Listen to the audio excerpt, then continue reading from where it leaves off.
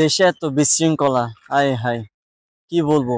স্বৈরাচারের পক্ষ নিয়ে অনেকজন পোস্ট করতেছে, আবার এদিকে দেখতেছি ডক্টর ইউনূস স্যারকে নিয়ে অনেক পোস্ট করতেছে, আবার এদিকে দেখতেছি বিএনপি এনসিপি এগুলো নিয়ে উল্টা পাল্টা যা মানে মানে এই সুযোগ অলরেডি অনেকজন তো বলে ফেলছে যে আমাদের টাকা খরচ করে হলেও আমাদের আপাকে আমরা বাংলাদেশে নিয়ে আসবো।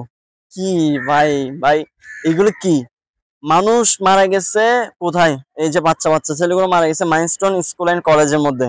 ওইখানে কোনো কি ডক্টর ইউনূসের হাতে নাই, তারপর হচ্ছে যে আওয়ামী লীগের কোনো হাত নাই। এটা দুর্ভাগ্যবশত, হ্যাঁ, প্লেন ক্রাশ করছে, দেন ওইখানে হয়েছে, অ্যাক্সিডেন্ট হয়েছে। যাই হোক, আল্লাহ তাদেরকে জান্নাত আল্লাহ মাকান দান করুক, কারণ জান্নাতের ফুল জান্নাতেই চলে গেছে গা। তো এই জায়গায় দোষারোপ করতেছে, একদল দোষারোপ করতেছে কি ডক্টর ইউনূস স্যারকে, আরেক দল মানে দোষারোপ করতেছে এনসিপি কে, আরেক দল দোষারোপ করতেছে আওয়ামী লীগ সরকারকে। মানে কি বলবো, এখানে উল্টা পাল্টা সব বলে গেছে। আসলে ভাই বিবেকের বিষয়, আমরা কোথায় কি বলতেছি এই সুযোগের মধ্যে। মানে আমি আমার ওই সেই আদায় করিনি, যে যার অবস্থানের মধ্যে আছে সেইটা নিয়ে কি করতেছে, অপপ্রচার চালাচ্ছে। অপপ্রচার চলায় লাভটা কি? দিন শেষে আমারও ক্ষতি, আপনারও ক্ষতি।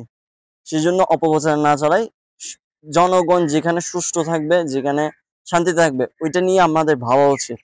আর সেই জায়গায় আমরা কি করতেছি, ইতে এর লোক জীবিত এর লোক, অথচ প্লেনটা গ্রাস হয়েছে 1993 সালে। এই প্লেনটা বন্ধ করে দিছে উত্তর কোরিয়া এবং বাংলাদেশের মধ্যে। এটা চলমান আছে কিন্তু এটা ট্রেনিং এর জন্য। সেই জায়গায় উত্তর কোরিয়া এটা অফ রাখছে, ট্রেনিং এর ক্ষেত্রে অফ রাখছে, কিন্তু বাংলাদেশের মধ্যে এটা চলমান, মানে ট্রেনিং এর ক্ষেত্রে। সেই জায়গায় এটা গ্রাস হয়েছে, এটা দুর্ভাগ্যবশত, এটা অ্যাক্সিডেন্ট। তো সেই জায়গায় আমরা কি করতেছি, মানে বিবেক আর বিবেকই কিন বাজে। লা হাওলা ওয়ালা কুওয়াতা।